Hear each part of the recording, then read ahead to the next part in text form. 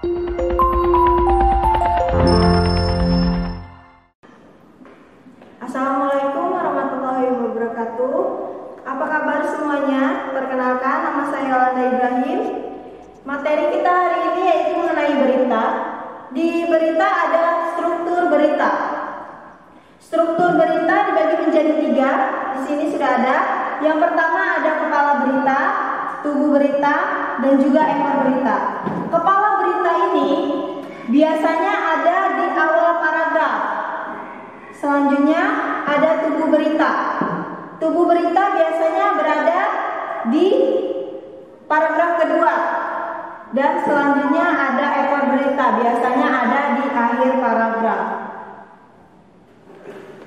Selanjutnya ada kaidah kebahasaan. Kaidah kebahasaan ada 6. Yang pertama ada bahasa baku. Bahasa baku di sini yaitu artinya setiap membuat berita menggunakan bahasa yang formal, tidak menggunakan bahasa gaul atau bahasa daerah, supaya lebih dipahami oleh si pembacanya nanti pada saat kalian membuat sebuah berita.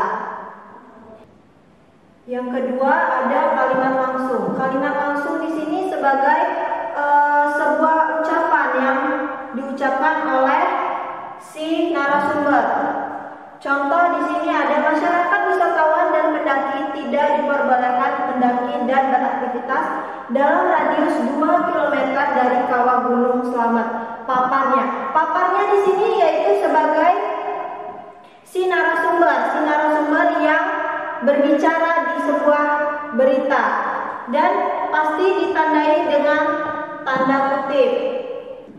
Kaidah kebahasaan yang ketiga ada konjungsi bawah. Konjungsi di sini artinya kata penghubung dari kata bawah.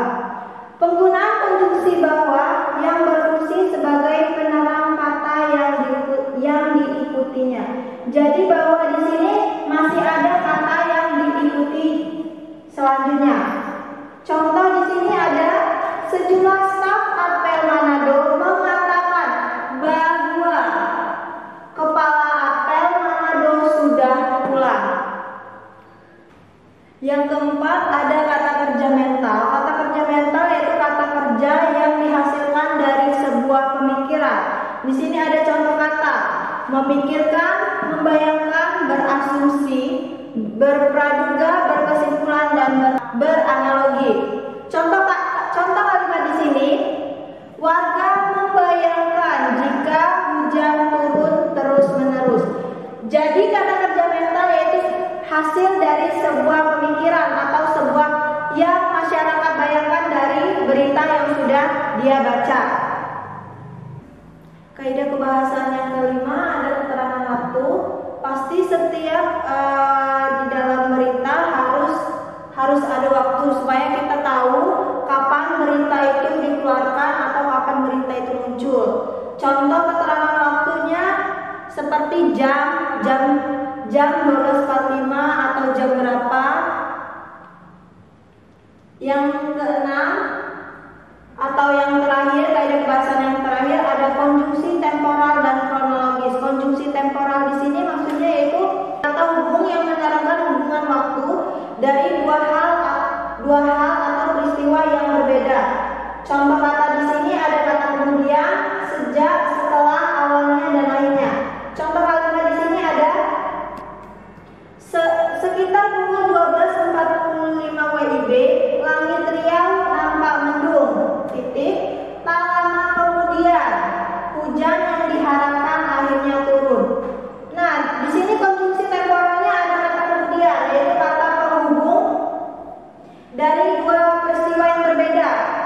Contoh peristiwa yang pertama dari kalimat yang pertama yaitu masih langit Riau masih nampak mendung. Dari kata yang kedua atau kalimat yang kedua, tak lama kemudian hujan yang diharapkan akhirnya turun. Jadi di kalimat kedua, di kalimat pertama ada mendung, kata mendung, dan yang kedua akhirnya turun. Ini yang dimaksud dengan konjungsi temporal, yaitu dua kata yang menghubungkan menjadi satu. Sekian materi yang dapat saya sampaikan hari ini. Semoga materi berita dapat bermanfaat untuk kalian.